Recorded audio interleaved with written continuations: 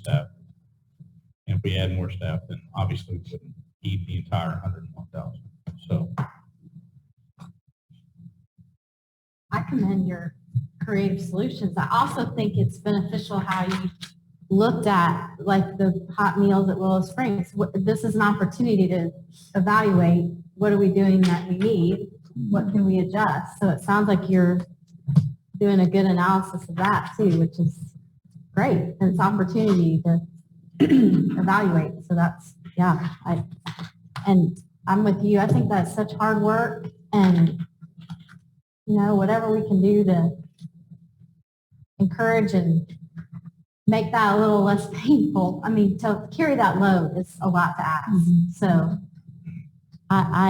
this is Amy, but I fully support this. I think it's a great idea. That'd be a motion. Oh, sure, unless there's any more discussion. Any other questions? Happy to make a motion. So moved, Amy Smith. I'll second that. Second, Ann. All in favor? Aye. Opposed? Thank you for putting that together. Thank you, and thank you, Matt, for your help with that. All right, next up is consider approval of our meal price adjustment.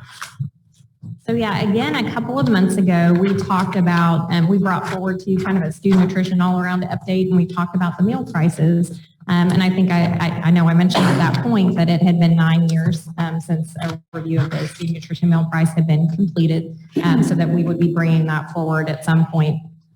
So we're at that day today. And as we look at our meal prices, a lot of things have changed in 9 years. So not only have we had increases in labor costs, as everybody has, but our supply cost has gone up significantly, especially in the last 2 years. And so as we look at that, there's a calculator that the USDA puts out that we use to calculate what the school lunch price should be. And we are certainly off target at this point. And so when that occurs, if we kind of have several options at the end of the year, we can either add non-federal funds to offset the loss, any loss of student nutrition, which we did at the end of last year. We transferred quite a bit of money over to the student nutrition fund to make them whole, which was not uncommon given COVID, but definitely something that we want to prevent in the future.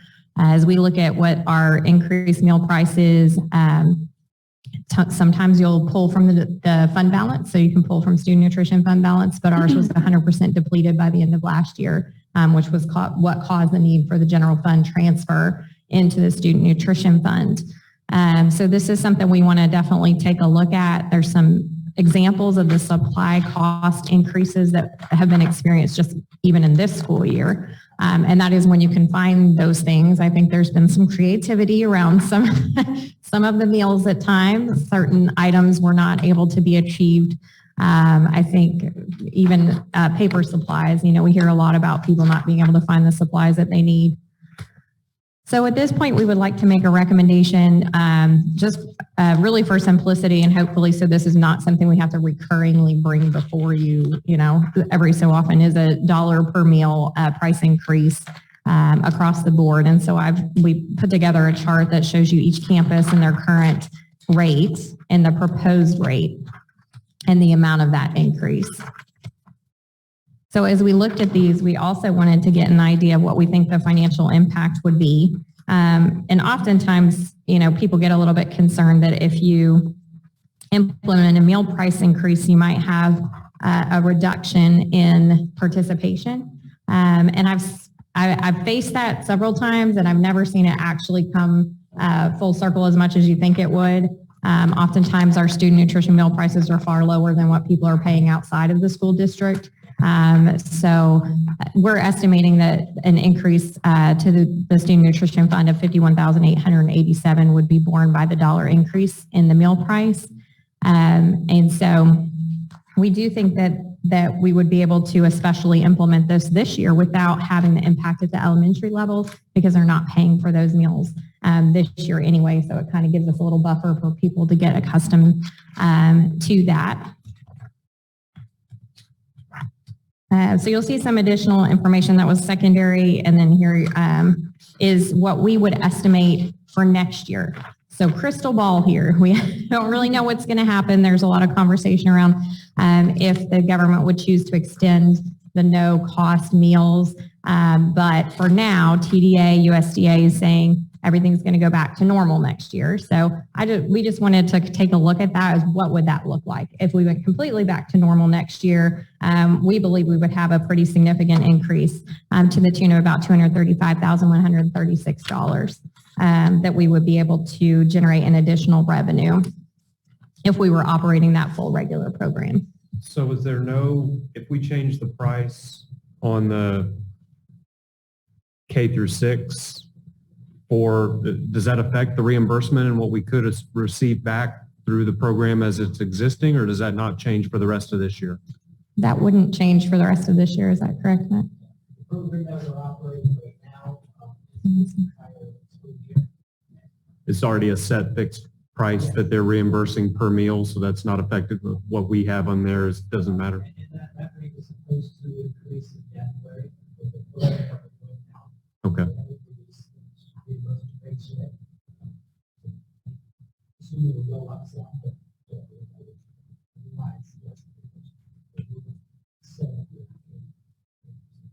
That makes sense. But it's not a function of what we adopt. Okay, thank you. And if you hear the terminology of seamless summer option, that's the program that we're under right now. Can you repeat that? Seamless summer option. Oh, okay.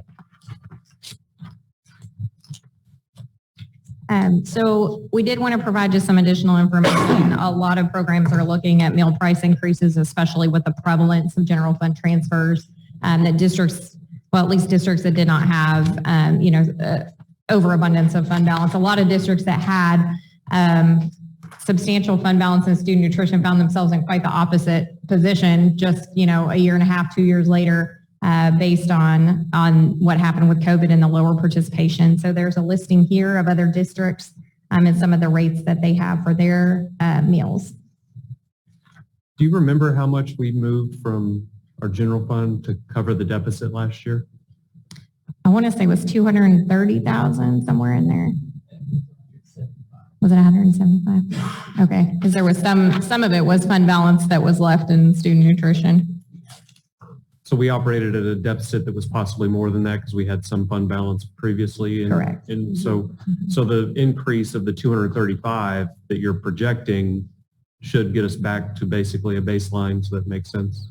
Yes, and hopefully we're able to continue the trend of increasing participation as well. But this would definitely be a measure to get us in a better position to be net neutral in student nutrition. So even though we're operating in the green this year, that's strictly a function of being severely understaffed. So this will get us back to a healthy place if we can find the right employees for the future. Yes, so in addition to the severely understaffed, we also have the increased elementary participation. Yep. And so, not knowing what that program will look like next year. So, good question. And so if approved, we know that this is going to be a change. We felt like December was a good time to do that rather than kind of spend the whole year getting more upside down, that this communication would be good to have during winter break, come back in January. So we have some ideas about how to get the word out so parents and students are aware of that change before they come back. So again, that would be our transition would be at the Christmas break, and the recommendation is for that $1 across the board increase to the meal prices that you see listed.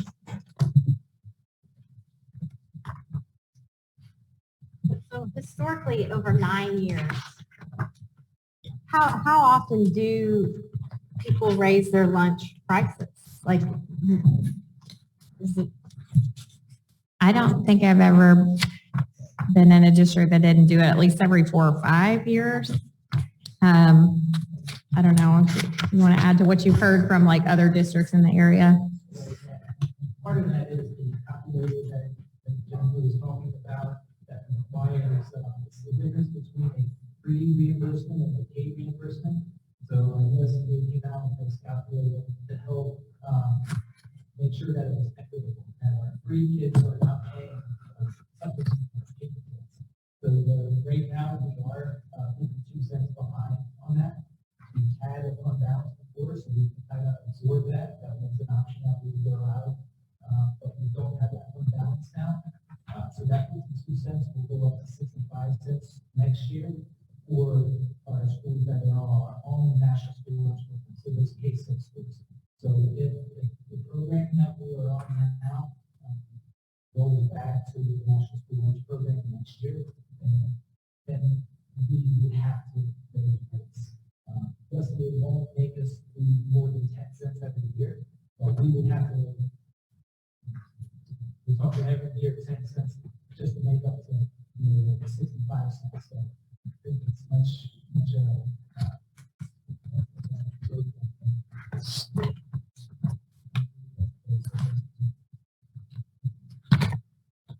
Perfect, thank you.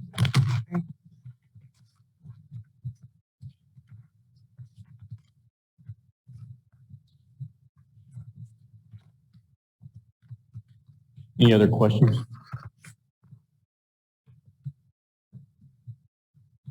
I move to make an adjustment to the meal prices as recommended. So moved, Jason James. Second, Jeff Wood. Half second, Marvin Bobo. All in favor? Aye. Opposed? Thank you. Thank you. You threw in a head nod too, that's all. Consider approval of district improvement plan and performance objectives. Miss Katie Cordell.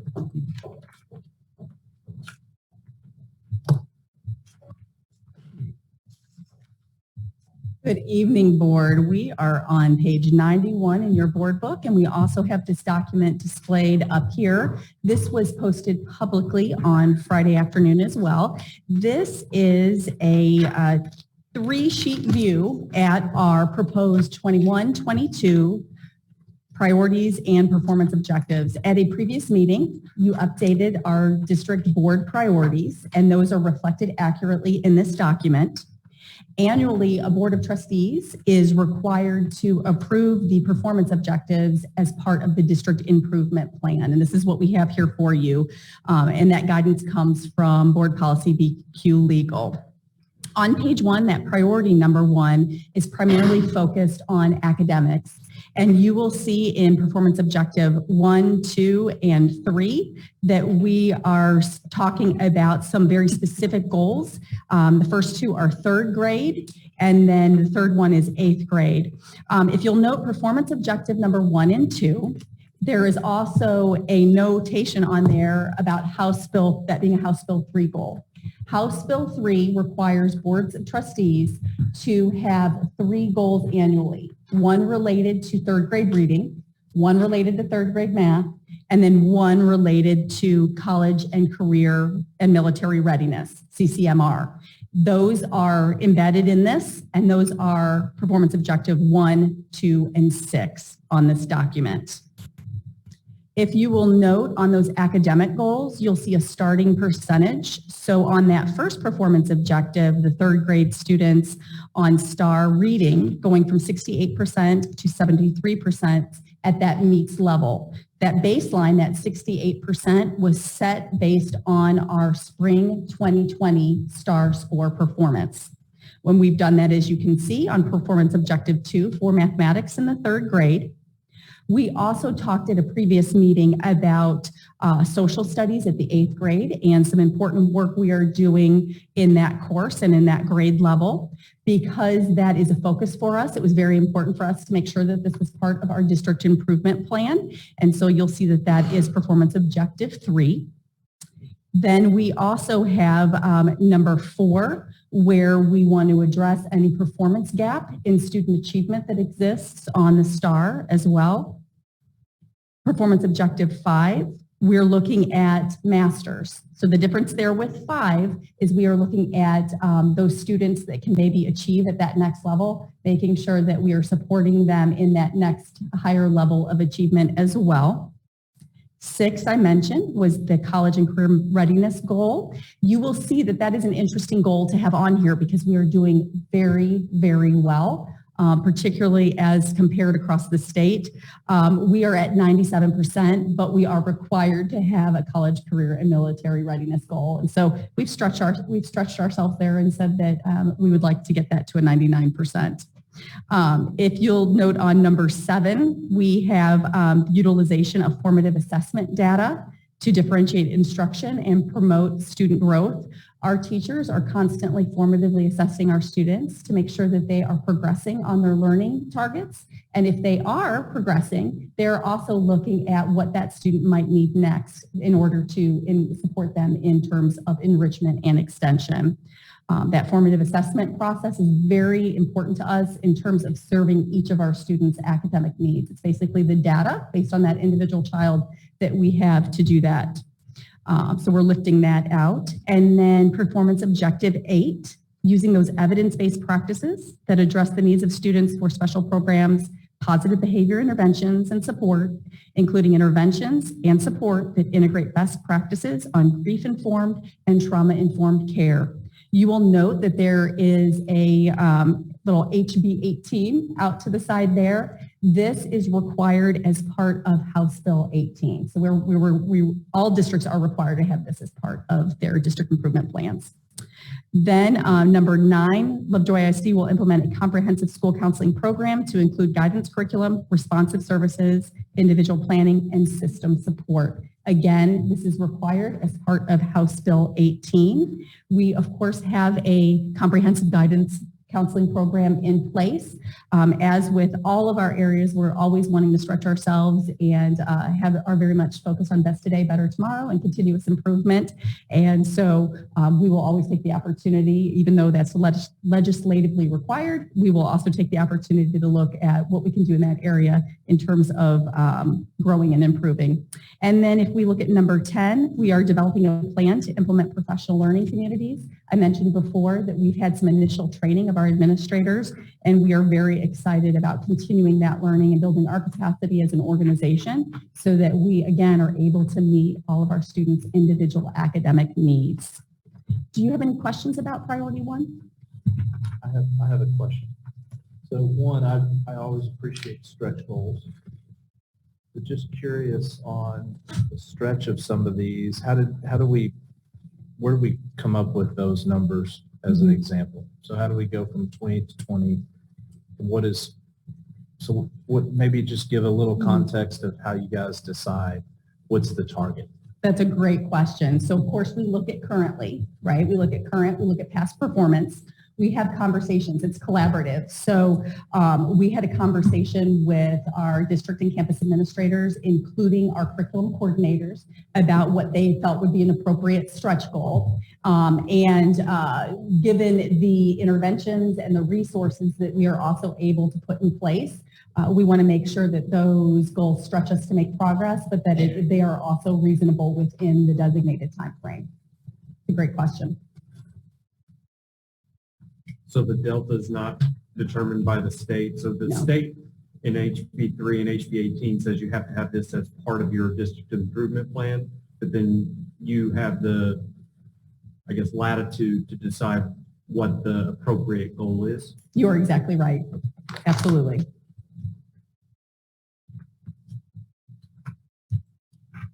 If we move on to priority 2, this priority, of course, focuses primarily on that human resources function, making sure we continue to be an employer of choice.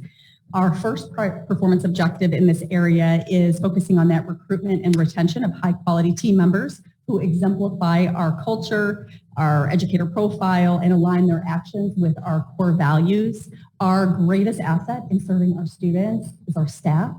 So it's very important that we continue to prioritize this area, particularly as we heard earlier, there are definitely some employee shortages in multiple areas, whether that be student nutrition, whether that be in the teaching and counseling ranks. It's a discussion that's going around nationwide in terms of employees. And so we want to make sure that we stay competitive and that Lovejoy ISD is an incredible place for the very best people to come and join our team.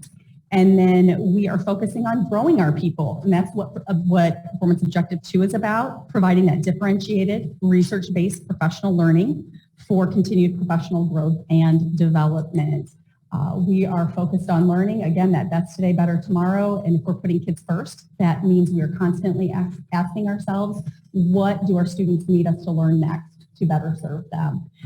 And that performance objective is in that spirit.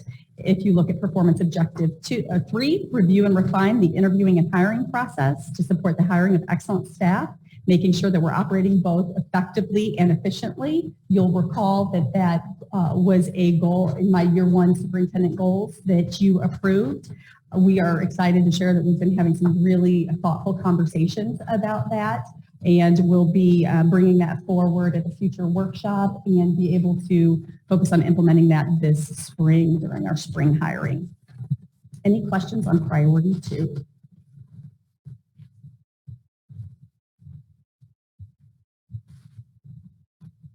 Priority 3 is focusing on that student experience and making sure we are focused on continuous improvement, that we've got strong organizational health and effectiveness, and short and long-term sustainability.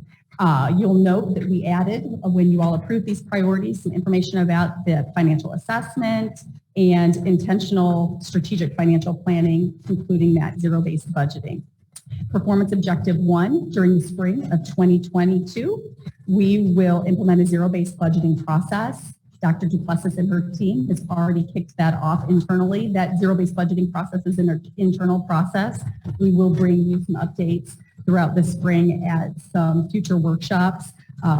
She did an excellent job of kicking that off, made sure all the team members know why, what our shared goal and purpose of that work is, and then developed a process that is beautifully balanced between being effective but also simple, because we want to make sure that our folks are able to operate efficiently to get to our goals, and that isn't too much of a drain on their day-to-day.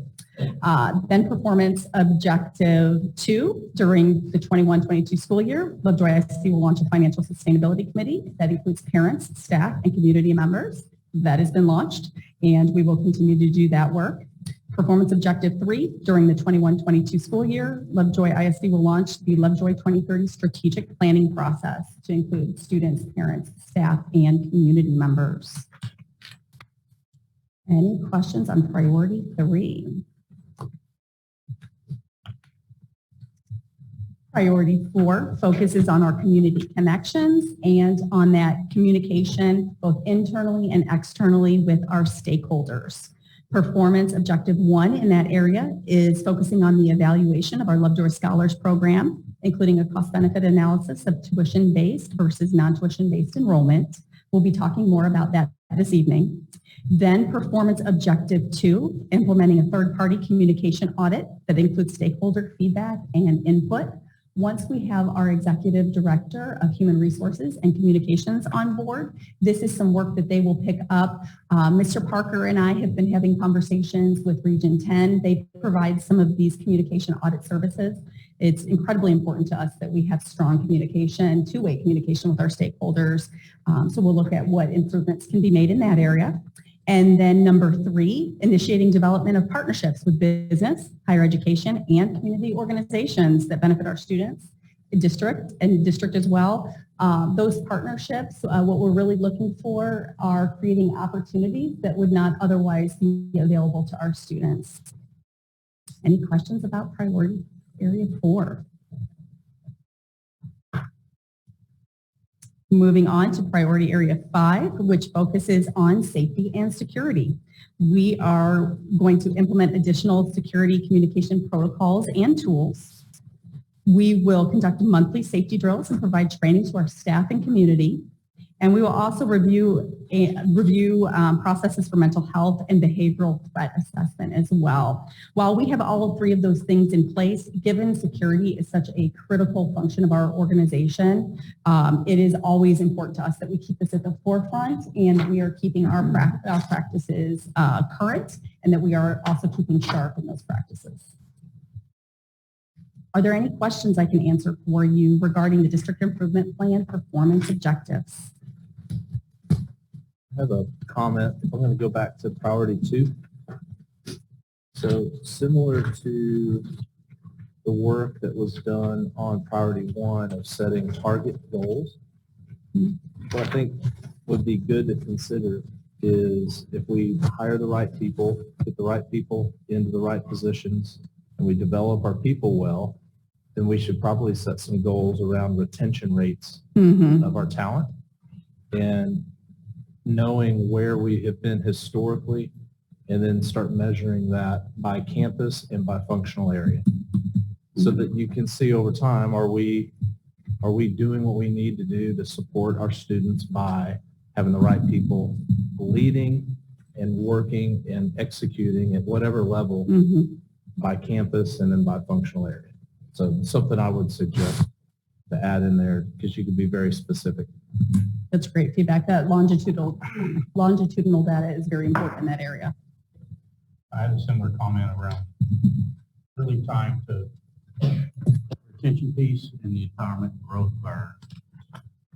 of our leaders. It's just enhancement of the discussions around culture and how that culture is more like this and not like this, not siloed, but intersecting, so that our team amongst our talent is moving together in the same direction. We shouldn't, so I guess it's an evolution of what culture means and how that leads to excellence and success, and that collaboration is truly a collaborative effort that has the parties concerned about each other's success as much as they are about their own. I guess an expansion of the culture discussion is a concern. And I think retention of talent goes hand in hand with that, in that people, the accountability of excellence is collaborative. It's a team effort. It's not my excellence, it's your cost, or vice versa. And I think emphasis on that will also augment the comments you're making around retention. Absolutely. Excellent feedback. You're talking about, Barry, you're talking about department to department and campus to campus. When I'm you're talking about within a campus, alignment. amongst folks within a campus. I'm talking about from school to school. Yeah. I'm talking about from program to program. Yeah. I think that falls a lot within priority 4 around communication as well. So, This culture of excellence, I think, can only perpetuate itself with a life of its own if people will understand how big of a priority that is and buy into this process of empowerment of each other versus whatever it might not be. And so our most talented folks, I think, will flourish and bring others up versus individual efforts that might isolate and bring others down. Excellent feedback, and we will make sure we bring you updates on that area. Currently, we're actually engaging with our district leadership and our campus leadership, our principals, in a study of organizational coherence, and we're using a really fabulous book by Michael Fullen on that, and we are also having conversations in the training and in our implementation of professional learning communities, and some of the language we use is that defined autonomy. And all of us having a really clear compass in terms of organizational expectations, what our core values are, what our targets are, so that we are simultaneously making sure there is that clarity, there's the coherence, but then there is also the room for the people that are closest to the situation to be able to use their professional judgment, energy, to make great decisions and make a powerful impact for students. And that takes time, and that takes training, and that takes conversation. And something that I will say about Lovejoy ISD, which is absolutely amazing, is the way our leaders in this district lean into that. People will ask, what are you most surprised about in terms of joining Lovejoy ISD? And I have continually been surprised at just the enthusiasm and the commitment of our campus level leaders and district level leaders in terms of improvement efforts in those areas. So we're starting those conversations, but that will be continued and sustained work. Is there a timeline? I know this has to be approved annually, but is there a set timeline, or do you think it's appropriate that we make some of these, incorporate some of this conversation into updated objectives? So here's what's great. We are just bringing you the performance objectives tonight. And the way these plans work is under these performance objectives, there are more specific strategies that will be listed. And those strategies are collaboratively developed by our district and campus administration, as well as in partnership with a district site-based council that includes membership of teachers from each of our campuses. And so within those strategies, we can outline specific measurable targets in those areas as well. So it wouldn't be necessary to make any changes or pause for tonight. We could approve the, or potentially approve the improvement plan objectives and ask that the conversation and feedback be incorporated into the strategy that's going to be implemented. Yes, and what we can also do in addition to that too, if there's any specific area that you want pulled out in a deeper look at current state, that's something we could also have as a presentation in terms of a future board workshop as well.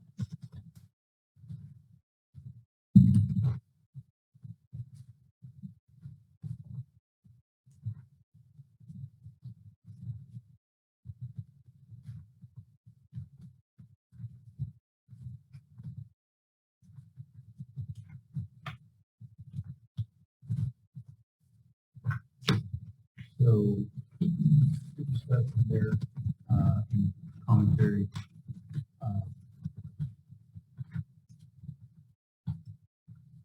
Would be a motion, we could, I guess we could ask that an item 4 be added to priority 2 around retention of talent.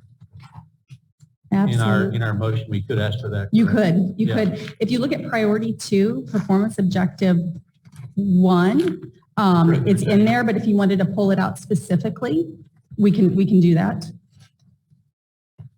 You're talking about something a little more measurable. Well, I think for one is to state it as a bullet point and to have it be a point of emphasis of its own individuality. And I like the oscillation of the culture and the collaborative development, isolated separately. That's kind of what I was thinking. Do we want to ask the retention piece be incorporated more specifically, or is that something that So could maybe be? item 1 is, That has the, yeah. Well, just as a measurable, as Chad had mentioned, I like the idea of having not just saying, hey, we want to retain great people, but having a way to actually measure that, I think is important. I think you could take the last 3 years, an average by campus, by overall, by campus, and by functional area. So here's your last 3 years on average, and then set a goal for what you want to be in a year from now or whatever, or the end of the year as we go into next year as a retention goal. The starting point is measuring and paying attention to. From an option in terms of a motion, you could include that the request that we will include a retention goal that is measurable and prioritizes that area. And then we can get you specific, because we would need to obviously start with that baseline. We can bring you that baseline that at least 3 year previous to a future board workshop. a good starting point. When I look at functional area, I'm going to give you a couple of examples of what I'm talking about. So we've had runs at different times where it'd be a department, and all of a sudden, within a year or two, half the team is gone, and it's just overwhelming. You look at high school counselors. We lost a bunch of high school counselors all at one time, and now we've just lost another one. So those are areas that I think we've got to focus on and say, okay, what's our historical look, and what are we doing very specifically to address those types of areas, see what we can do better to either get the right people or retain the right people. So however we want to look at that, that'd be a strong recommendation. And just a good practice going forward. Because I love the specifics on objective 1 or priority 1. It's very specific of measurable outcomes. So, and some departments are smaller than others, and so relative in the numbers, but I think you've got to look at the history and then figure out, do we have some big gaps somewhere where we've got certain turnover levels just continue, and then try to figure out the underlying why. So just my 2 cents in my last months. So, buddy, ever a motion around that? I think the language, Katie had hit on that 3-year average and a baseline, measurable, and the emphasis isolated that from one. But both down on good. A second piece was making for its own emphasized bullet point. So I'm comfortable moving to approve the attached district improvement plan objectives with the incorporating our discussion around making culture its own emphasized bullet point, and then adding a measurable retention piece to the plan. All in favor? Aye.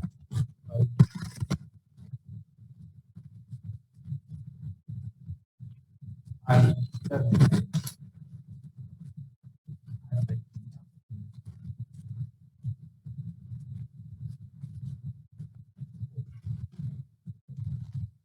They're coming up. We have tonight our presentation of our campus quite lengthy, and they are developed through a collaborative process with their campus-based site council, which includes teacher membership as well. In your board book, those plans go from page 97 to 184. These were also posted publicly on Friday evening so that everybody could see these.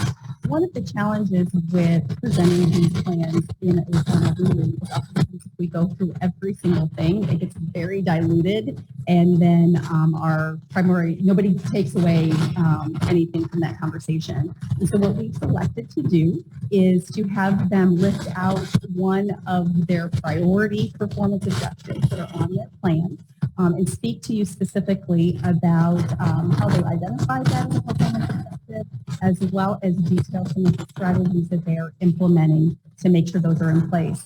You'll notice that we will only have presentations from our 3 existing principals, because we have Ms. Halpin at Sloan Creek, who will be officially joining us on January 3rd, and then Mr. Coder from Willow is also officially start date of January 3rd as well.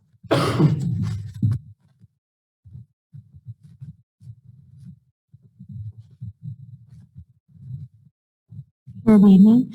So we did a campus needs assessment and analysis. And so looking at that assessment and looking at data over the past 3 years, we discovered that our reading scores have kind of gone stagnant, especially in the areas of mastery. And so looking at that, we're kind of looking for what's the why behind that. And then we kind of noticed that if we compared one set of our kiddos' scores from 2nd grade to 3rd grade, looking at the same group of kids as they traveled up, we noticed that when they scored on the MCAS at above level and then their mastery, the score was about the same, which means, yes, we were growing kids a year, but we weren't really growing kids either more than a year or enhancing them and taking it deeper. And so we thought that was really important, because we also know that when you have strong readers, they're successful in everything that they do. And so that was really an area of target for us, is really that reading development and looking at that. And so we kind of looked at the mastery. The district is looking at that meets. And so we obviously are wanting that, but we also wanted to go to that mastery level. So really having those mastery readers. And so we it's a stretch goal for sure. We had about an average of 38% of our kids reading above grade level or reaching mastery on STAR. And so our goal at the end of this year is for us to get to 50%. So 50% of our kids reading above grade level and then reaching mastery on STAR. And so really in order for us to do that and achieve that, our K-2 teachers and two of our special education teachers and Megan and myself, we are participating in the Reading Academy training. It's been really intensive and it's a lot, but it's really good. And the beauty of this is we go back and we see it in action in class. During the training, our teachers are like, oh, well, we can add this to stations, or, oh, wow, we need to teach that differently. And so they are in action, changing what they do and putting that training to use immediately, which is incredibly powerful. We also have done a lot of work around our flex time. So we all have flex time at each grade level, and really we've designated that. We have a reading flex time and a math flex time. So during that reading flex time, our students are really kind of grouped and categorized, and we have kind of some of maybe our stronger teachers in this. We look at the data and say, oh, you know what, you're really good at teaching this. And so that she takes those kiddos and she works with them using that. Our flex groups are continually changing, and our teachers are using that assessment and that data to drive all of those decisions. And so we've seen a lot of growth there. And then we also are really working on the professional learning communities. And again, that's putting that learning into action. And so it's really like, what do we want our students to learn? How will we know they are learning, and how are we responding to when they are not learning? And then what are we doing for those who have already learned? So really making sure we're growing all of our kids. Something powerful about this is we're kind of switching that mindset of from what are you teaching to teaching to learn, and really that learning, what are kids learning, and really making that little slip. And it's a little mindset shift, but it's very powerful. And so that is what we are doing at Hart Elementary. Do y'all have any questions? I do have a question. So the 38% was what year assessment? It was end of year last year. So it was either their MClass data for K2. We took K4. We looked at MClass data for K2, and we looked at STAR averages for 3rd and 4th grade. And so that was an average. So we had some that were like at the 43% mark, but in our district improvement plan, you can see it's laid out by grade level, but that's basically what we want. We want our kids to be at that 50% mark. I'm just curious in relation to COVID, like at what's the highest percent?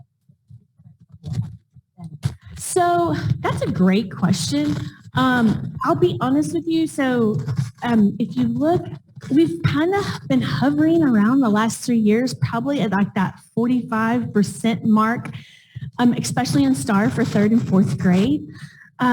It's hard. We've just been stagnant in reading. And so that's really why we're so excited about this Reading Academy, because I've been saying like our reading's stagnant, but we really haven't done anything to fix it. And now I feel like this year we're fixing this. So, but that's where it's been. So trend. I wanted to add, I think it's a great goal because it touches everything they do. And when you said that, I'm thinking the whole kid, they're going to be better with their social studies, which I know we're thinking about that. They're going to be better with, all these other pockets. So great analysis and way to really stretch it. I really love that. Thank you. All right, well, now we have Ms. Haynes with Buster.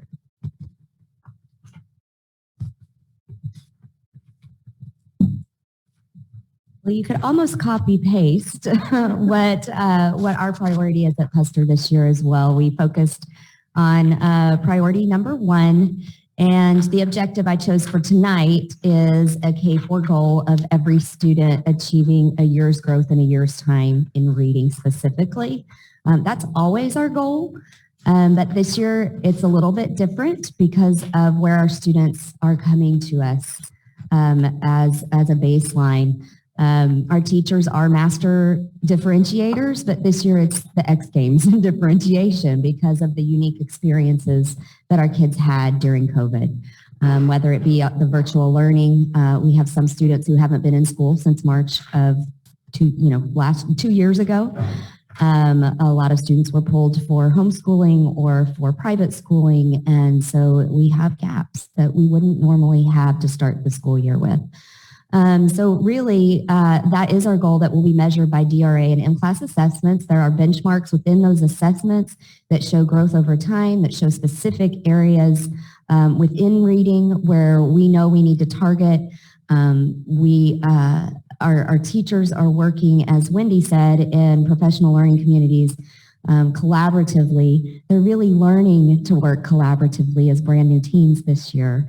And with teachers coming from different backgrounds and different campuses. And so even on January 3rd, we are going to be focusing on those flex groups, interventions, small group instruction, and not only looking at the data and determining who's teaching what groups within that grade level, but what are we doing in those groups. So we want to give them time to have those conversations and to really dig deep. Again, we are also participating in the Reading Academy. I won't restate what Wendy said.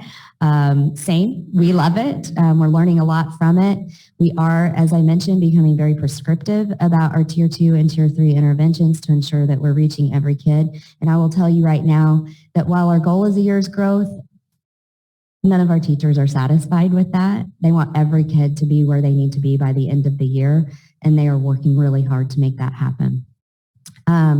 And then, of course, with House Bill 4545, we have the implementation of intervention groups specific to students who failed STAR last year in the subjects that they failed in. So this really applies to our 4th grade students. They are kids that we would be taking care of without House Bill 4545, but we are going to document exactly what we're doing to make sure that that happens and that they're getting the interventions that they need.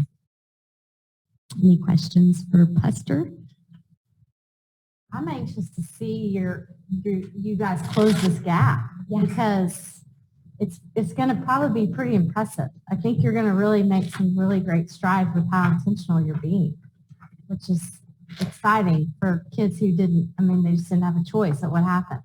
And so kudos for you and the teachers to dig in there and get these kids back up.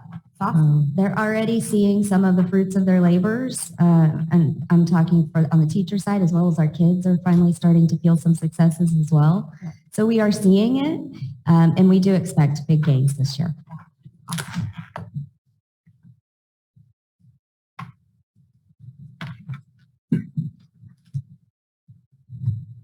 Good evening. I got to pick out one of our areas at the high school.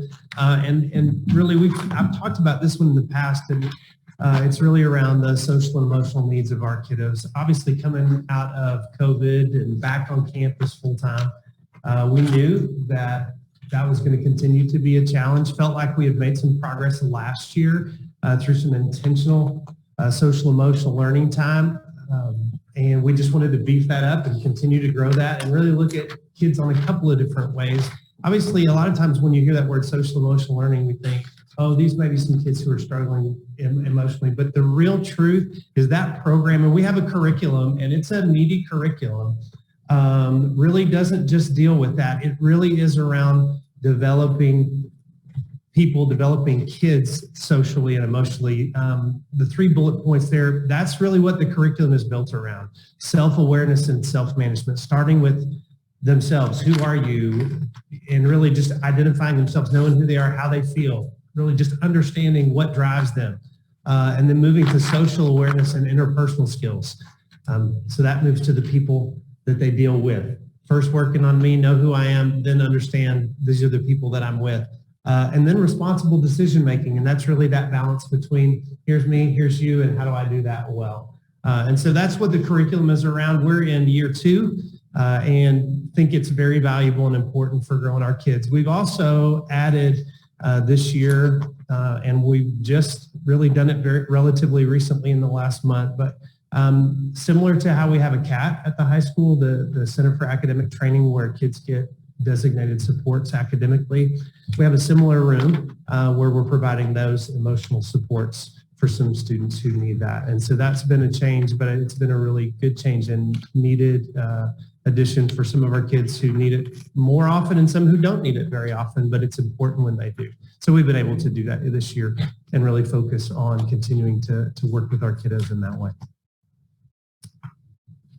Questions or comments? I love it. And I'm a huge SEL fan. And I don't know about y'all, but as an adult, as we acclimated back into the world again, I feel awkward. And I'm probably one of the most social people you'll find. So I think about kids acclimating back to the world again. So for you to prioritize this is awesome. Thank you. I think it ties in nicely too with the culture component that we're really, as a district, focusing on what kind of person you are, how you hold yourself, how you represent your family, your school. So I love it too. I think it's really important. And like Amy's saying, all these little speed bumps as you try to re-enter into what was normal, it's not really even normal anymore because it's still so weird. So I think it's great. So thanks for emphasizing it. What do you call this new resource? The social cat? So We actually call it the Calm Room. the calm room? Not an acronym, just the place to. And how is that communicated to the student body? It's not been publicized as, hey, if you need that. It's really been identified by counselors, principals, and parents as we work with. Is that staffed by counselors? No, it's actually staffed by teachers, personnel. Yep. I like seeing how every one of these is translating down to, in some cases, an individual student and their growth. I know that in my elementary school age child, we're getting specific requests from the teachers for his specific growth. And I think some of these programs are highlighting that, and I'm enjoying knowing instead of working on 100 different things, we're working on a couple of things to really move the needle for him. I really appreciate that. Thank you for doing that. All right, thank you.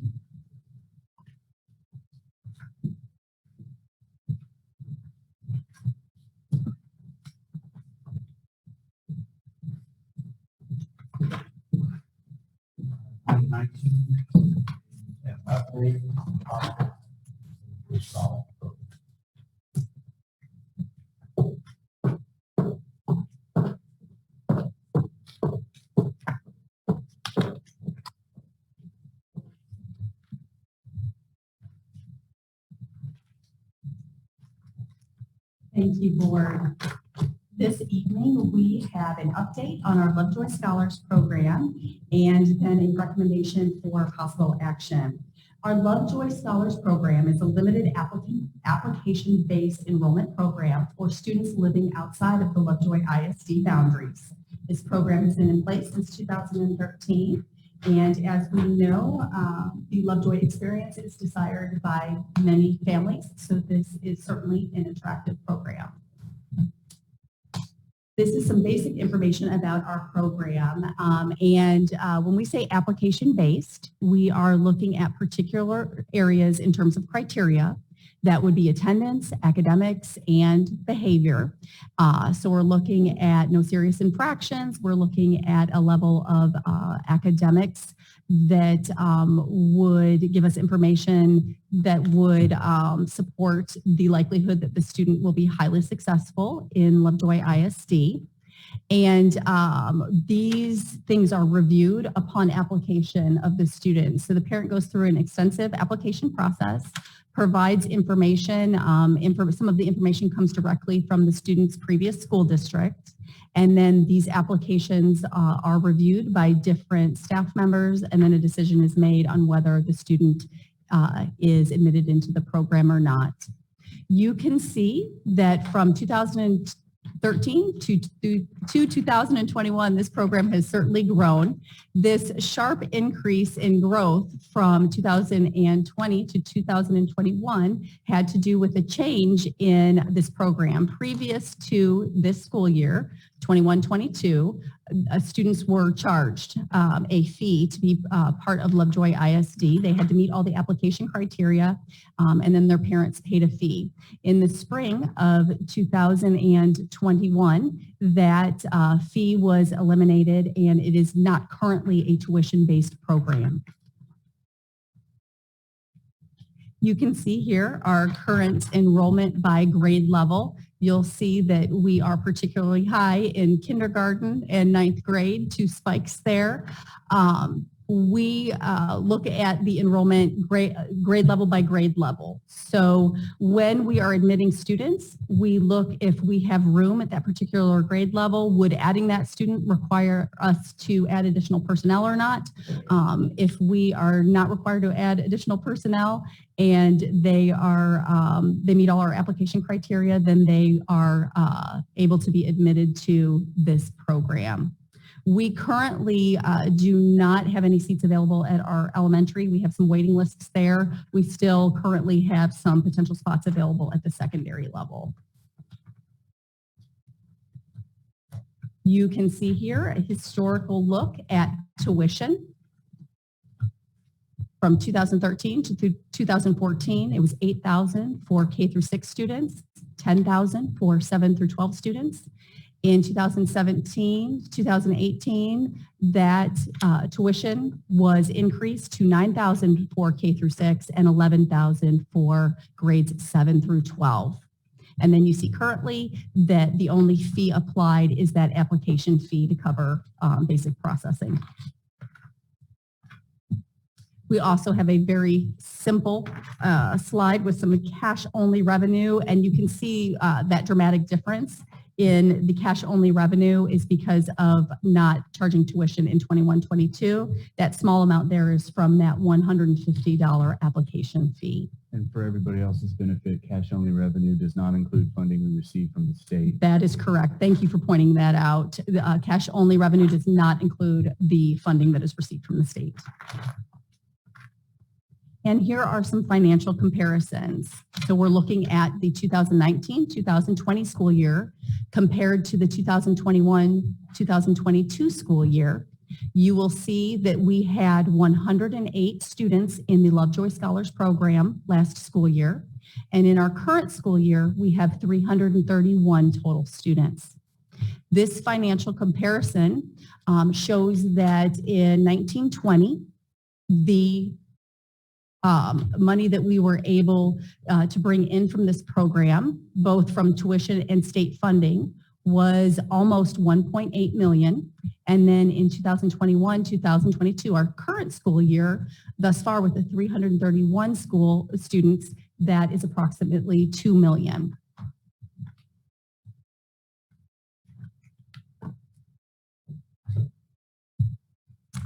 In terms of application processing, so if we go back to the previous slide, this financial comparison is only including tuition and then state funding.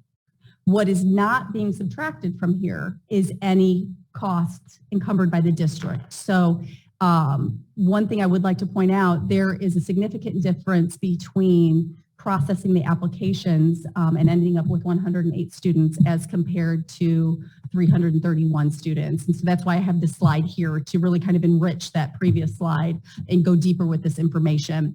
We processed about 485 applications, and you can see what that results in terms of man hours. So something we do need to keep in mind is in administrative impact for both our support staff, but then also our cabinet level staff that is part of this review.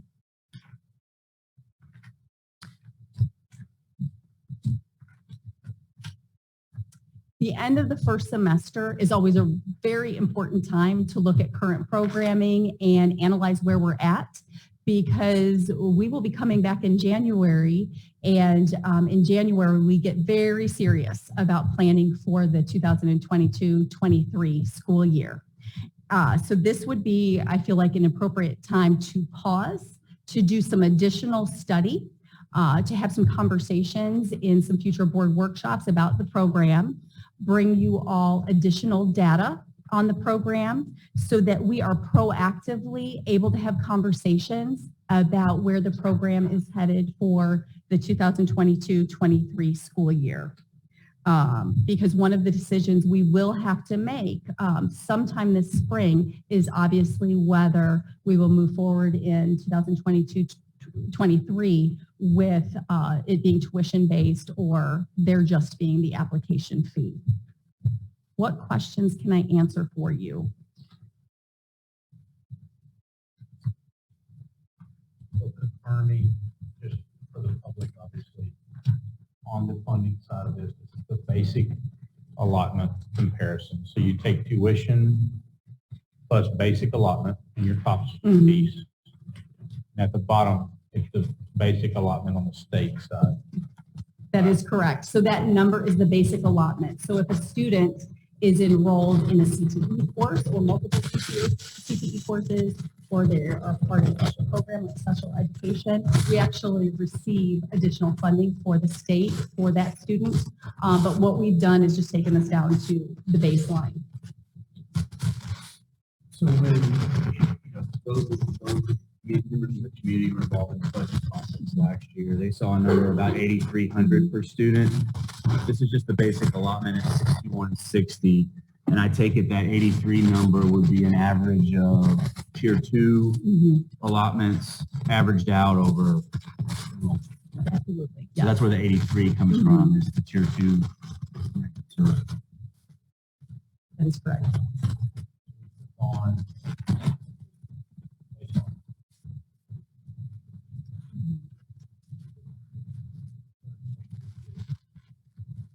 with an additional amount of revenue of $235,000, $1,100. And it was 4 times the work.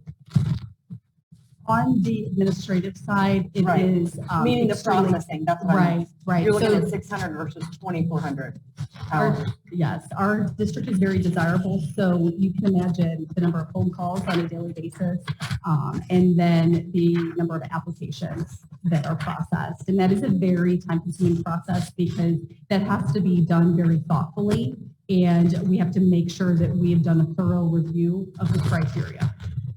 So obviously, the leverage poster. And I think obviously the discussion might create anxiety for want to. Obviously, we're talking about changes to future Lovejoy Scholar applicants or the existence of the program for future people who apply in a future year. Not necessarily those applicants who are already part of our programming or in our district. That is the intention of our discussion this evening, is to really Just so start the people are clear on conversation what about we're- future What we're trying applicants. to talk about here. For clarification.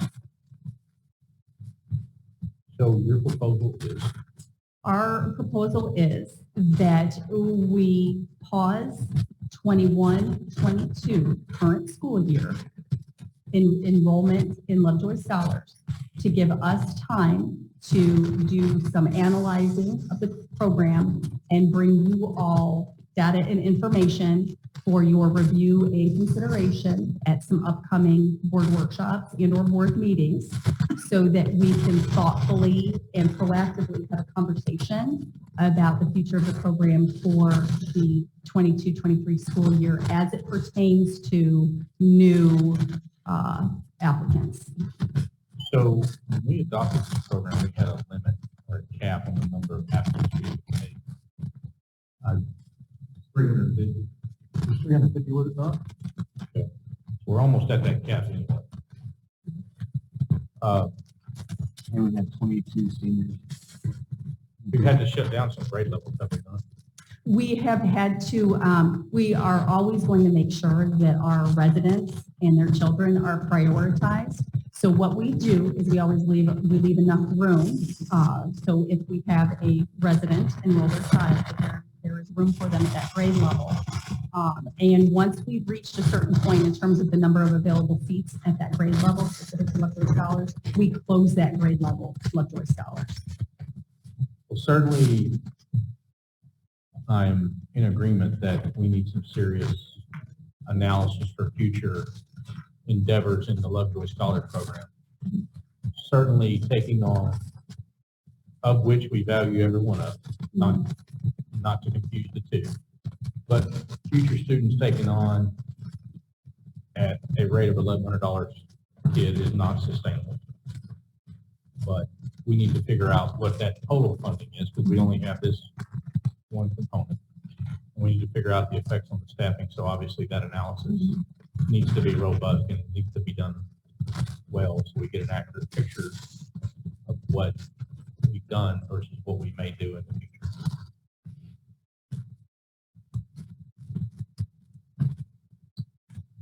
Yeah, I mean, I think it's important, Barrett, what you communicated in terms of the board's intention is that the pause is for applications for this school year for students who are not already enrolled, that the study and the analysis of potential changes to the program would apply to students who are not currently enrolled in the Lovejoy Scholarship Program, but future students, future applicants for the 22-23. Returning students will come back in on this. Yeah, so. Well, then it gives you all time to evaluate, kind of like you've done with student nutrition and transportation, and look under the hood, figure out, okay, what makes sense, bring all that back early, so we're not having to rush and hurry and, oh my God. I feel very good talking about it now, so we can be proactive, so we have our plan, so it's not a freak out.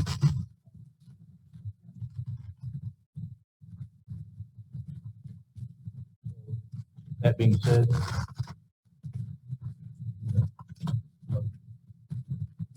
I'll make the motion to close applications for Lovejoy Scholarship for the 21-22 school year, and that we study and reevaluate the program as it would apply to future students, future applicants who are not presently enrolled in the program for the 22-23 school year. motion. Second, Marvin Bobo. Aye. Aye. Opposed? Thank you. Item 20 is consider approval of the repair for damaged tennis court fencing.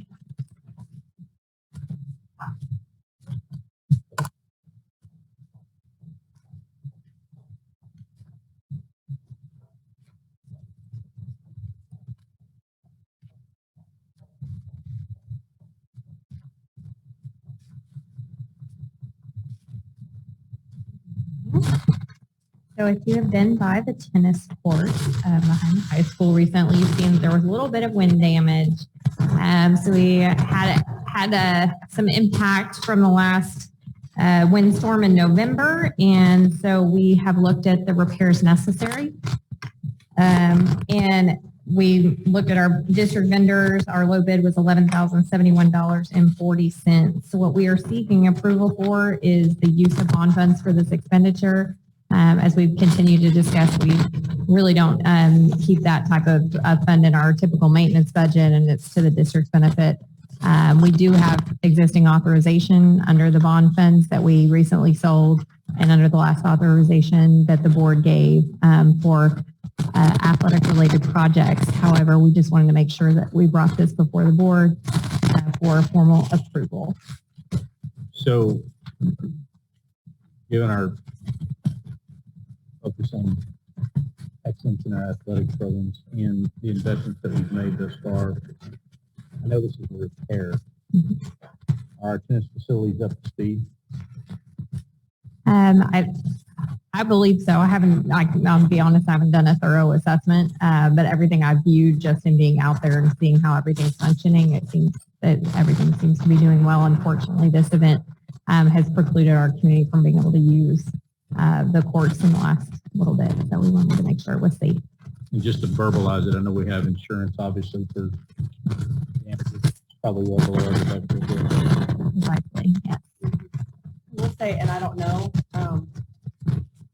resurfacing of courts tends to be the biggest maintenance, right? So I don't know when that last happened. That might be when that's something that would be for me the biggest thing I would think of. But again, I don't know the answer either. I don't know when it's time to resurface. Right? I don't know. Well, and usually that's something that you're looking at maybe every 10 years or so. I didn't see anything visibly just walking out there, but I wasn't looking for, any specific items related to that area. You raised some great questions in regard to the current state of our facilities. In our Lovejoy 2030 strategic planning process, one of our subcommittees will actually be operations. And so this line of questioning, this focus in terms of having conversations about a needs assessment in that area and a study of where we're at operationally in terms of, setting some goals for ourselves and timelines so that we can then use that strategic planning process as a springboard for a study in that area, possibly in 22, 23.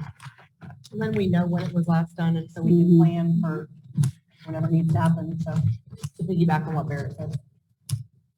I saw the damage last week. It's shut down about half of the courts, it seems like, so it needs to be done. Yep, I agree. I was just, I guess, adding to the complexity of the question, but Fair question. I move we approve this tennis court fence repair. so moved. Ann, second. Amy, all in favor? Aye. Opposed? Thank you. All right. Cabinet reports.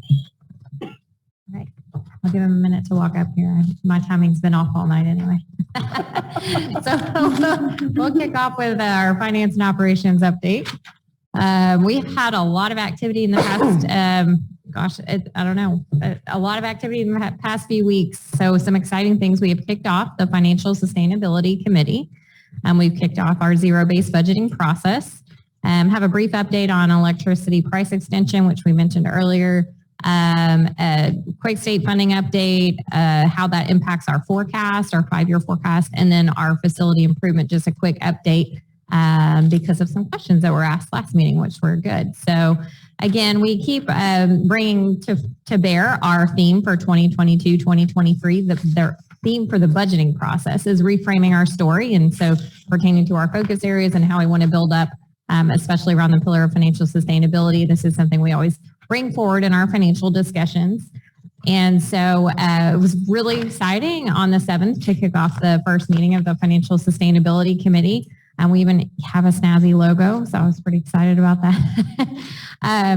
But I think what we really took away from this is we are just kicking off this process and we have a lot of work to do. The focus of the first meeting was primarily to just try as hard as it is to spend some time focusing on how school finance operates and just get kind of a basis of understanding for the complexity of the school funding program in Texas and really so that we could build on that in our second meeting of diving into specific Lovejoy ISD finances and also get an opportunity to meet all of the people who've joined this committee and have some meaningful discussion about what their thought process is, what their experience has been as a district stakeholder, what they would like to see as an outcome of the committee.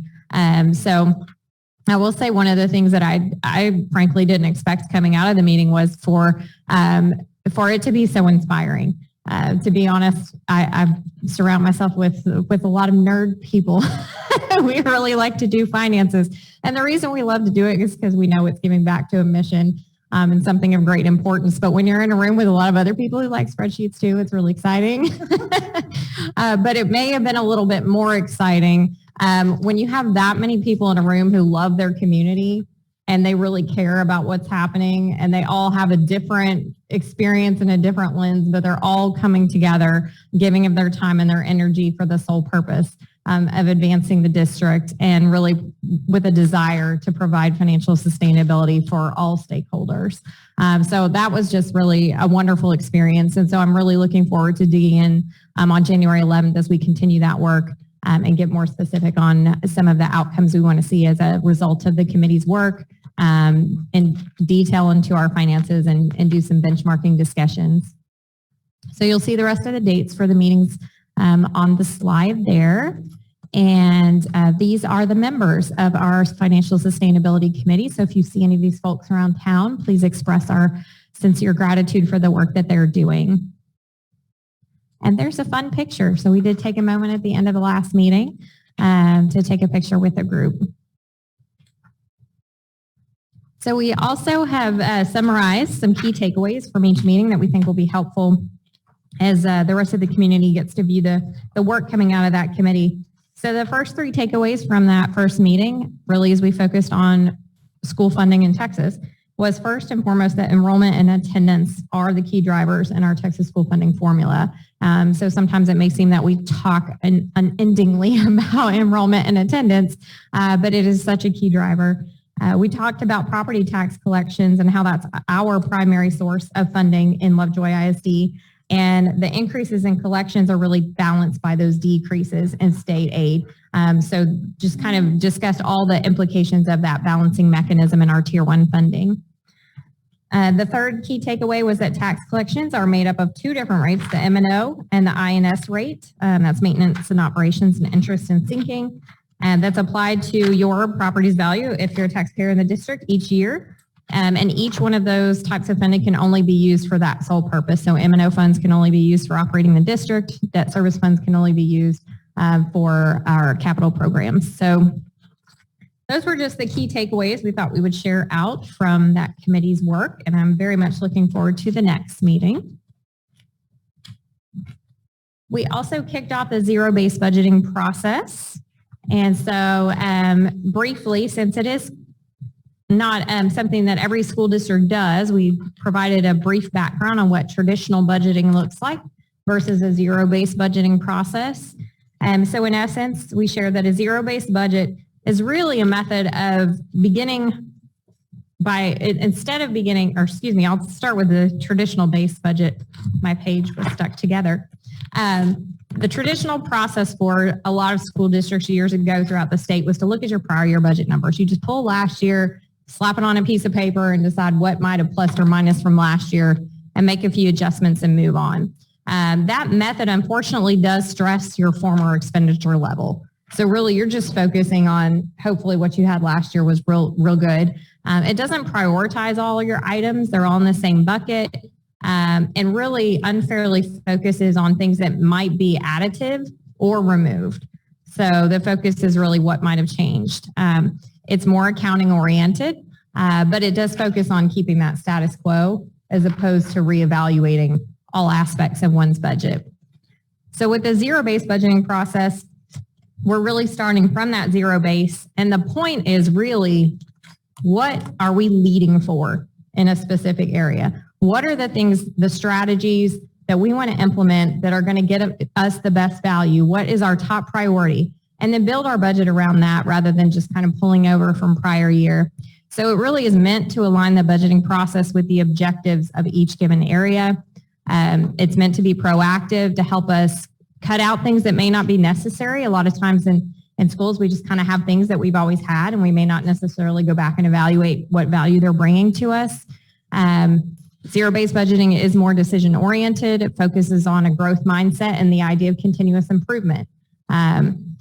So it was interesting, I actually put some of this slide together a couple years ago, and at the time, Texas state agencies were all required to do a zero-based budget the year that I put this together. So they were essentially saying as a whole, across the state, we don't want to just be implementing the same budget as prior years. So a lot of large governmental entities and local governments use zero-based budgeting, and more school districts who are interested in innovation are starting to use the same approach.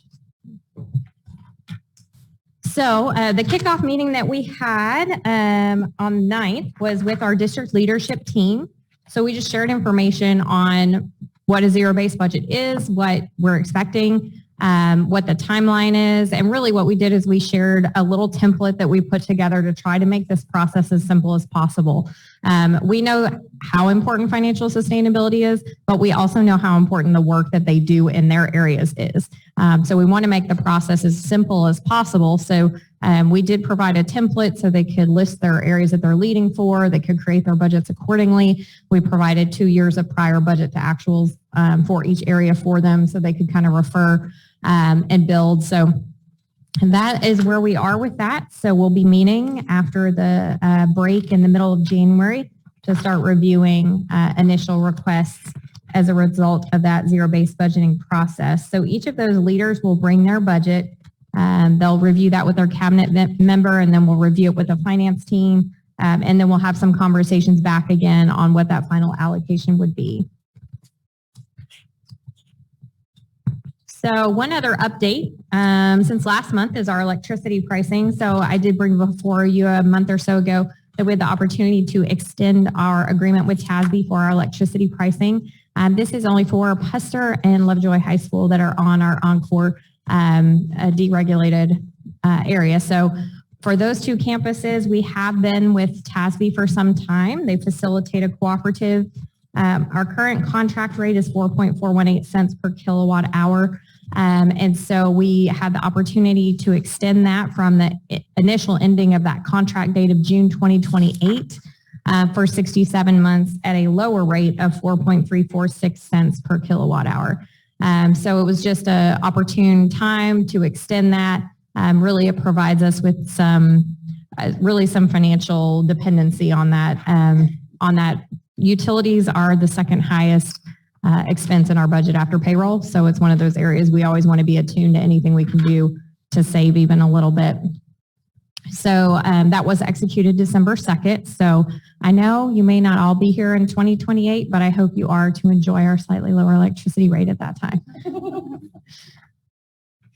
So in the last board meeting, a good question was asked, so I just thought I would throw this back up here as we continue to talk about the potential quote unquote hold harmless or attendance waivers and methodologies around our potential TPAR adjustment.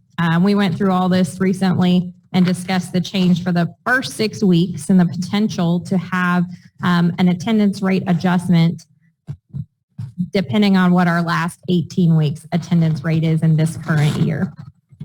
So using the numbers that we discussed last time, our first 6 weeks attendance rate was 94.4%.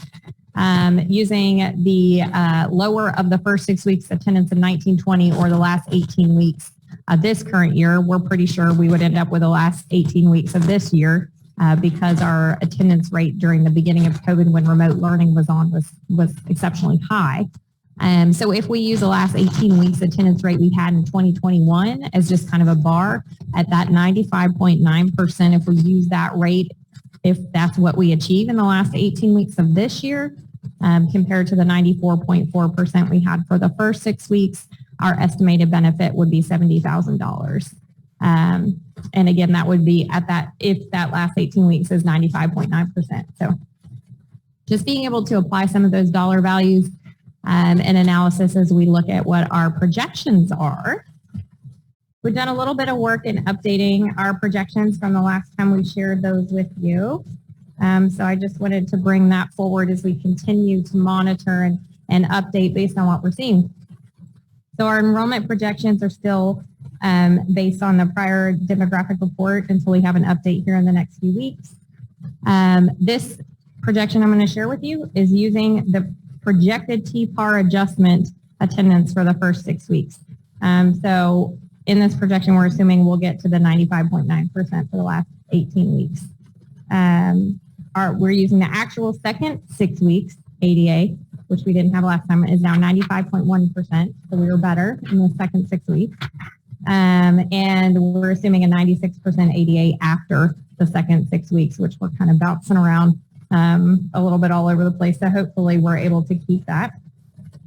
The only other changes I would say that we have in this projection that I'm about to share from the prior projection is that we're including $120,000 that we're in the process of submitting for past expenditures that would be eligible for ESSER supplemental reimbursement.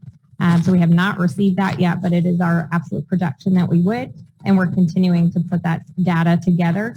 We've been working with Sancy as well on some of the other grant opportunities to make sure that we're maximizing the amount that we submit, but at the same time not double dipping into different grant pools. So coordinating all of that work. So that being said, it's also assuming that there's no further attendance adjustments provided by the state, which we wouldn't know yet. So the 5-year projection, when we look at the completion of this current year using the same model that we shared before, assuming a static expense for the next 3 years, except for a 1% increase in payroll expense, we are now down to about a $653,205 recovery required to get us to 75 days of fund balance, which was our absolute kind of minimum goal to be able to cash flow next year. So I just wanted to bring you that update as we continue to modify our projections based on what we believe we can achieve and what we are seeing for our attendance rate, as well as what we'll continue to work on submitting through ESSER. Any questions so far? All right, the last piece is on operations. So a question last time was on our project. So we hadn't provided an update recently. So we are still finishing some of our smaller winter storm damage repair from February. So carpet was replaced at Puster and Sloan Creek during Thanksgiving, and during Christmas we'll be doing the BCT at the Puster cafeteria in Sloan 300 Hall. So we kind of have to wait for those opportunities to get into those campuses when the kids are out so we can get that work done. The high school multipurpose 2 offices, we may be reusing creatively some extra carpet if we can make it happen in small areas in the admin building. And we also have some heaters that we need to mount in the concession areas. Those actually may be done now. So we're trying our best to wrap up the remainder of that and get it closed out. We did have a coordination meeting with the vendor for the playground for the Child Development Center, and we're estimating that we'll get that equipment at the end of January, beginning of February. But we had a good, fun discussion. It is really fun watching those kids out there play. They kept asking, "What are you doing?" Of everybody that walked by, it was a lot of fun. But I think they're really going to enjoy the equipment once we're able to get it all set up and running. Baseball turf installation should be complete by Christmas. The press boxes are installed. They're working on the electrical and batting cage. We're thinking that by the time all that is done with the storage buildings, it'll probably be February. The practice field concrete work should be starting in late January. I think they've already started some of the curbing. And the additional work for the storage buildings in that area will follow that concrete work. Softball and baseball is estimated to be complete by the first week of February. And the only sad news is that the scoreboards are really hard to come by right now. So we will probably start with a temporary scoreboard and then switch to permanent, hopefully by March. What does that mean? Like the ones that are there just will stay? We'll get the new ones, or? We may get some borrowed ones. So they might be a slight upgrade, but not the final scoreboards that we have purchased for Lovejoy. I know, like Wrigley, where you need to purchase. We're going to send out a volunteer sign up after the meeting. I know, I was going to say, what is temporary?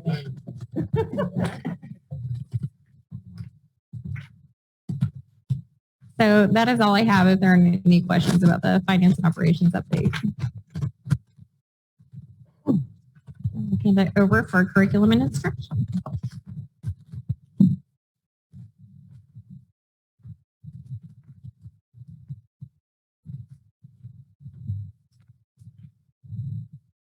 First of all, I want to give a shout out to Mary Mullen and her team for the work they've been doing as we're transitioning over to with the new with leadership in the curriculum instruction department. So I've had kind of my toe for the past week in curriculum instruction, leaning into the folks there that to learn more about what's been going on and where we're headed, and then also with student services. So there was some information that Mary and her team did provide, and I just want to lift out a couple of things in these 3 areas.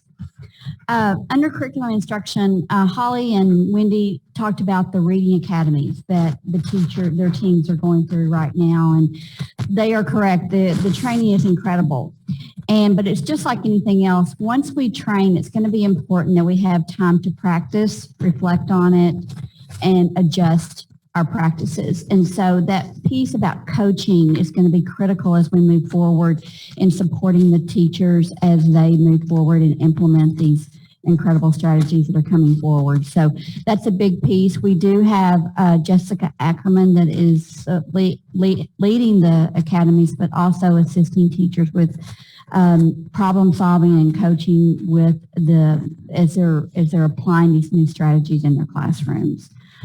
Under instructional technology, the VR spot training. Basically what that is, we've done training with our curriculum coordinators and district administration.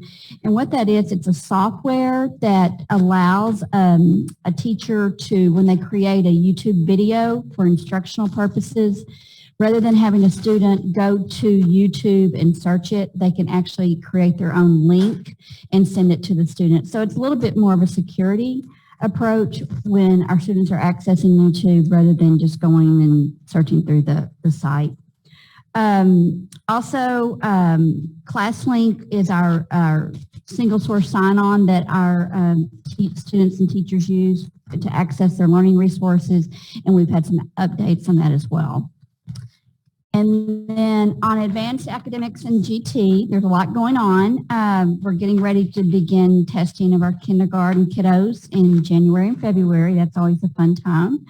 And also to note, Lovejoy is going to be hosting the academic decathlon in January. And that's, if you've never participated in that or seen that, it's a great opportunity for various levels of students to participate as a team of 9. There are 3 different levels of students that we have on those teams. There's 3 honor students, and that's based on GPA, students that would have like a 3.8 to a 4.0. There's 3 that are considered scholastic students that have a 3.2 up to a 3.79, and 3 varsity students that can have a 2.0 up to a 3.19.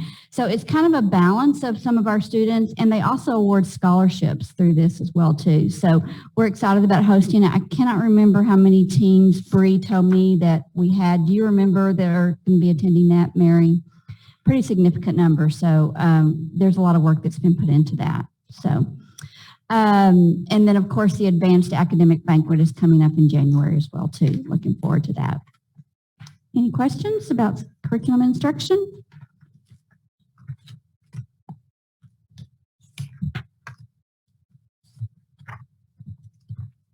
I'll go back to the wrong one.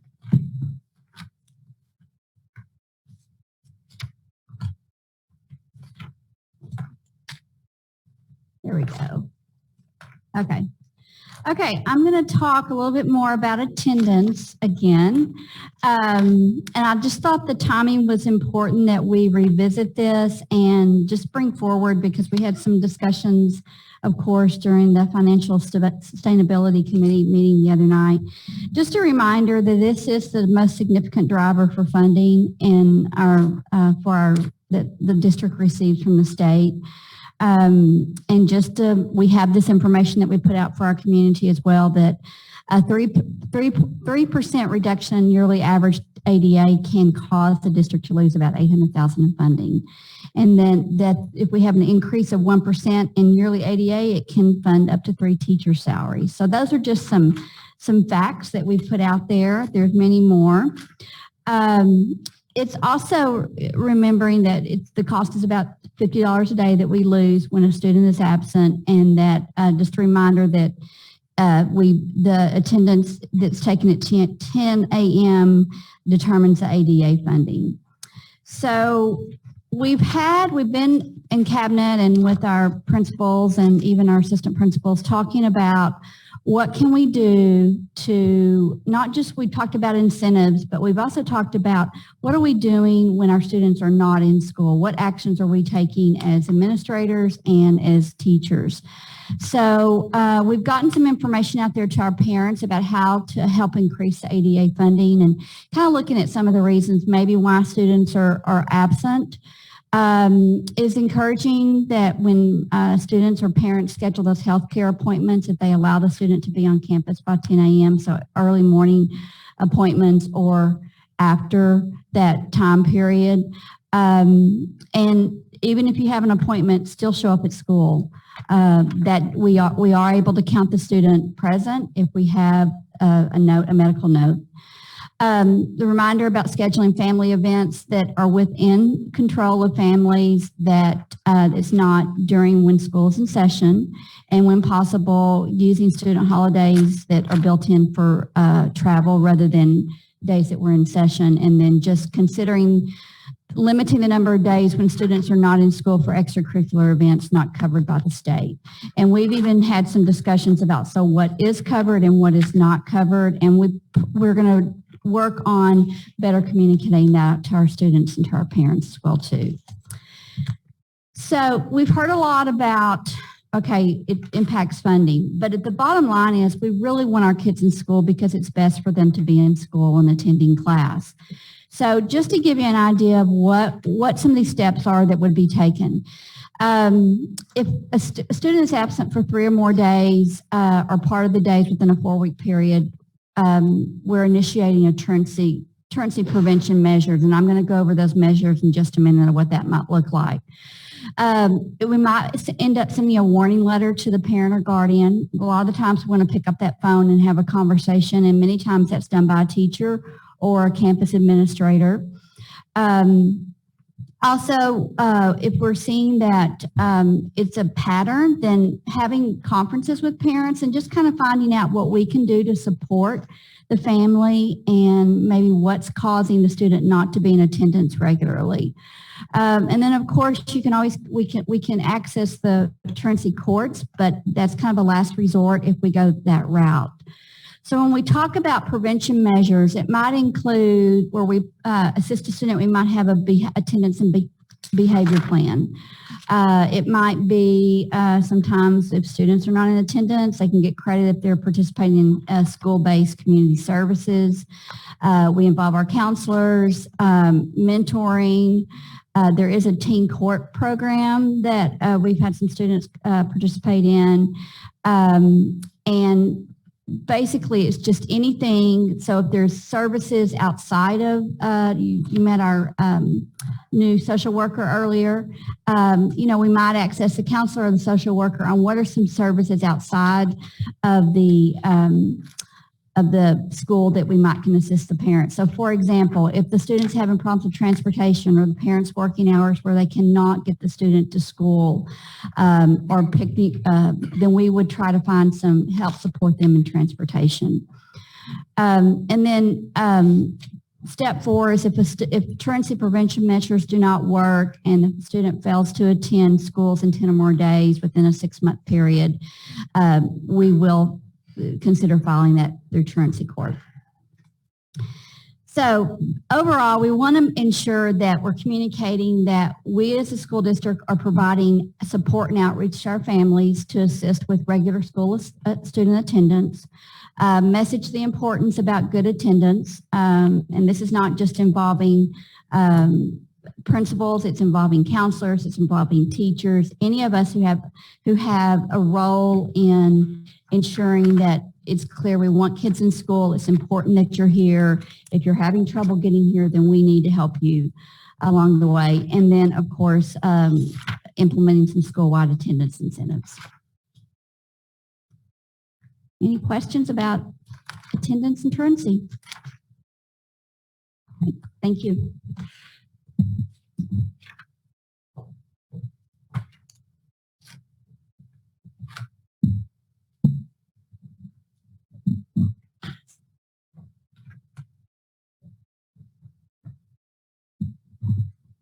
Go ahead and get started. I feel like we've come full circle around health and safety measures because when we started the year, that really took up a lot of our time and really due to the effort of everyone, our parents following the daily parent screening checklist. And as much as we've talked about attendance and students being there, if there is a reason the student is contagious, we don't want them on campus and we want them to be taken care of and then return when they are ready.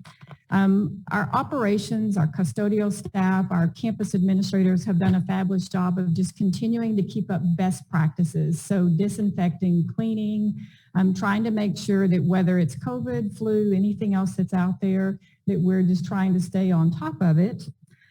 We continue to monitor the COVID data, and I believe off the top of my head, we have 6 students across the district that right now are lab positive and 2 staff members. And again, that's a very small number, and we see that the work that everybody's doing of staying home, whether it's a staff member or student when they're ill, making sure we're disinfecting and taking care of one another, that's definitely paying off. We also had the opportunity for our staff last Friday in partnership with Fairview Dermatology, and Dr. Helen Kim James and her husband, Dr. Dustin James, provided booster shots for our staff who chose to, and we had over 100 staff members that came and were able to take care of that, and they did not have to take off work to do that, so we had it in times that worked for them to either come before or during a time that worked for them. So again, another way to make sure that the health and safety of our staff members are being taken care of. We're also partnering with an upcoming community vaccine event, and we'll be getting some information out soon. And that's in a partnership with Fast Docs, the urgent care, and that will be open to, again, any staff members, but also to the community for adults and children. If that's a opportunity that anyone wants to take, we'll have opportunities where they can sign up, and it will be here at the gym. District staff will really just be here to help if there's any questions, but Fast Doc, the group, they're the ones who are putting that on. They had a recent event, I believe they said in Allen ISD, that they had over 500 to 600 people that participated in it. So we're thankful for that partnership for them. And then Dr. Duplessis talked about grants. And so I mentioned several months ago that we were waiting on the information from the school health grant. And that grant from TEA would allow the districts to look at PPE equipment, disinfecting items that we've purchased back from May 1st, and also some future orders that we may need up through March of 2022. And so the district was awarded, well, we are able to get, we're waiting on our NOGA, which should come in January, but that's $162,148. And so definitely we've submitted the grant, again, making sure that we did not double dip from any of the ESSER monies, and just working in collaboration to be able to recoup expenses that we already had, and then future as we're projecting ahead. Questions? One last piece, and I know last month, seems like 2 months ago, but last month I spoke about special education, and one thing I do want to share that Special Olympics is getting back in action, and we're really excited. So I'll have more details as we're getting information of what some of the events will be and what that's going to look like. There are some health and safety measures that our student athletes will have to follow, but we're definitely excited to be able to allow them to be able to participate in their sports of choice. It looks like right now we'll probably be just basketball and track and field, just where we're at in the year. Normally we've already would have been in bowling, but as I get more information, I'll make sure that I share that, because those are, if you've never attended, those are amazing events, and our students have definitely, and their parents have been missing that opportunity. We will continue to hold our tradition of having a banquet, and so more information to come from there as well. Any questions? The date on the Special Olympics, did you have that? Not yet. We're working on details. So I will, as soon as we get all of that mapped out, I'll make sure that everybody's in the loop.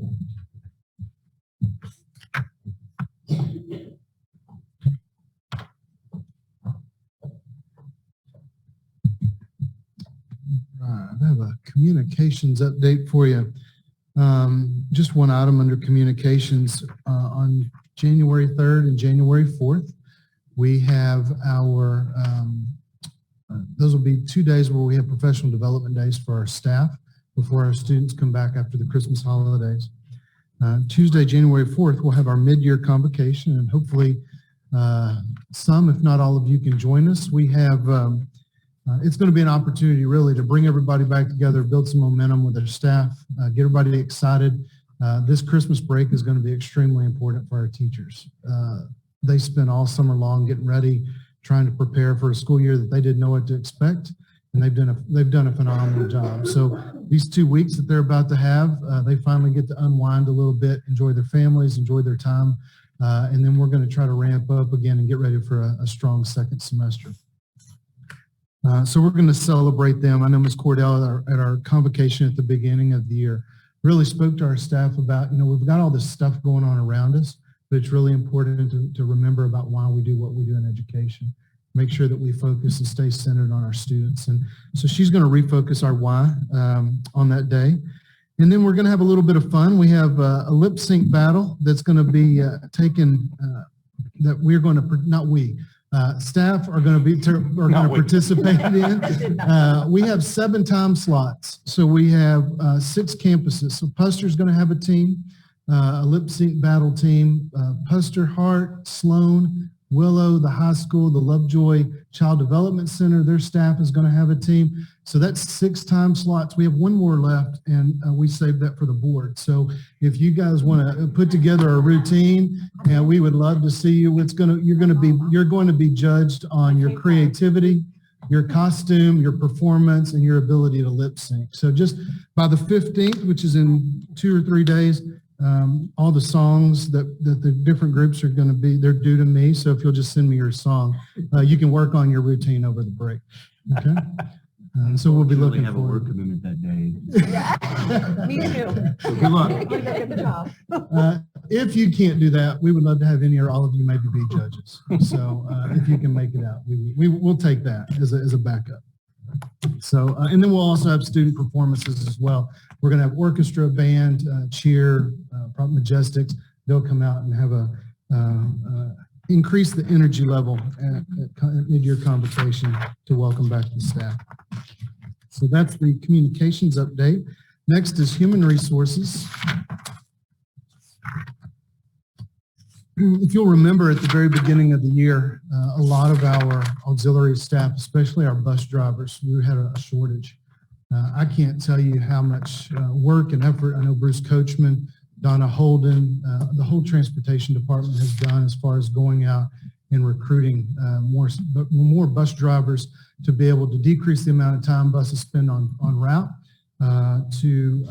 in shorten the routes. And so right now we're down to 3 bus drivers that we're needing, which is a huge improvement from where we began. When we cut off the sign up or enrollment for bus services over the spring, since that time, we've had more people obviously request bus services. We're down to 98 students who are on our waiting list. So once we get those 3 drivers hired, we can essentially eliminate our wait list, and we'll be able to provide bus services to all students who are asking for that or requesting that. So our transportation department has done a really, really good job. Just some other things. We have a district scheduling committee, and that really consists of our directors, fine arts director, Fella Matthey, our principals, and we're really starting now a process that begins in maybe February or March of most years. We're coming together to look at our master schedules, how we're utilizing staff, where we can be more efficient in our staff, how we can, what our average class sizes might be going into next year. So again, we can be fiscally responsible with our personnel that we're using throughout our district. Finally, I want to give kudos to Marcy Hambrick, who's our director of HR. She has put together by herself an auxiliary fair, and on January 25th from 9 to 11, she's going to be hosting basically a job fair for our really hard to hire positions like transportation, the custodial services, and student nutrition. To really, we're going to market that. We're going to go out and try to foster some relationships with folks who we might, Texas Workforce Commission, to be able to bring in some folks who can provide some services to our students to be able to lessen the burden, lessen the workload that we put on people, because it's so hard to hire in those positions right now. I wanted to echo one thing you said about transportation. I think Marvin, you were with me when we did the Heart of Support last month. So we went and Donna received that Heart of Support award. You guys, she is amazing. Like I always heard she was amazing. We went in there, y'all. She has everything so organized. We went and saw this board. It was like the draft or something. She had if this, then that. Like it was so wonderful. She gets there like before 6 a.m. She stays till whatever time. So if she's watching, thank you, Donna. If anyone sees her, thank her, y'all. She is like just keeping that thing going. It's just. Yeah, if that board ever loses magnetism, we're right? in trouble. Yeah. Yes. Because all of our bus routes will be. Yes. That's right.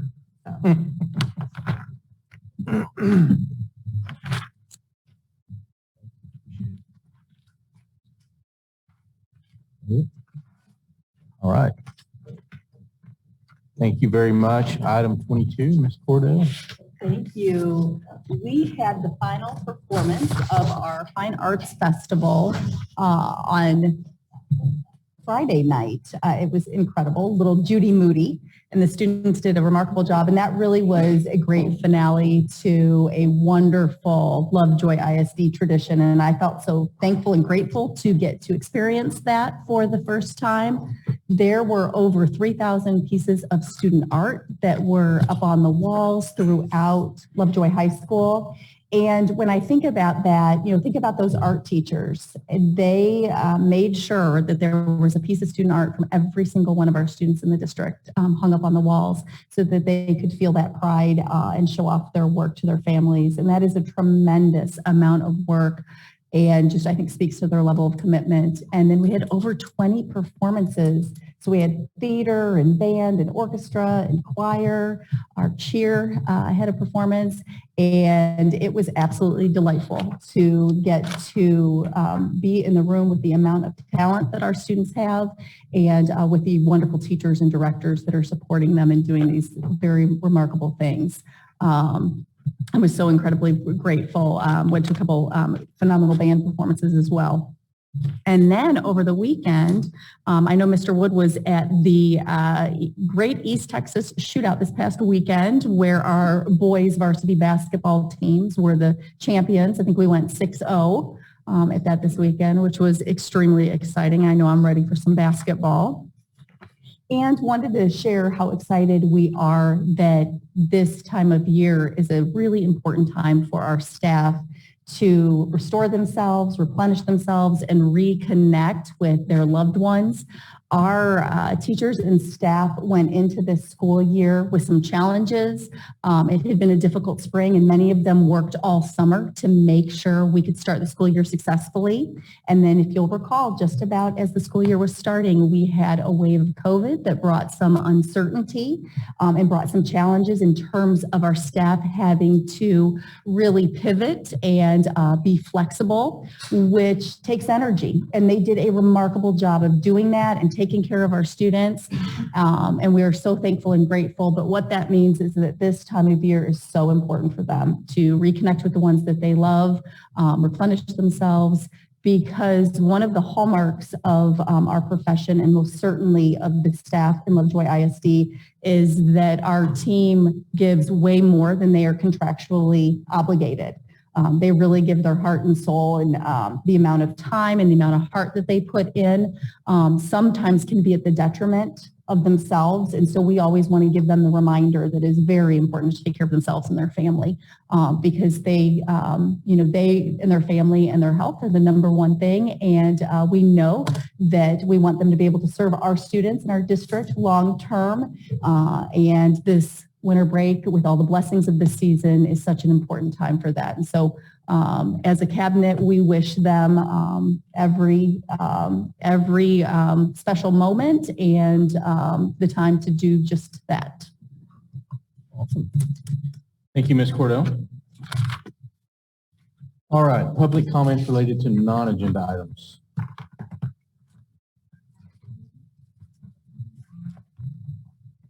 Thank you. And announcements? Anything to add? Just wanted to take a minute, one, and wrapping up the football season, making it to the regional finals, and congratulate, I see Coach Ross in the back, and I'm sure folks are listening. Another amazing year. Mm-hmm. And I know we'll celebrate that at the appropriate time, but I wanted to mention and just give a shout out for that amazing season and those kids putting in the work to elevate to that level. So it's great. Wanted to say, wish all of our staff, community, students an awesome holiday season. Amazing first half of the year in so many regards. The Fine Arts Festival was really cool. Basketball is off to a great start. A lot of great things happening beyond sports, obviously. And just wanted to say thanks for an amazing start to the year. Wish every family blessings, Christmas, and thankful for each of you. It's been awesome. Looking forward to coming back in January, but certainly hope that each of you will take time to enjoy your families, to disconnect, and to soak in the holidays. So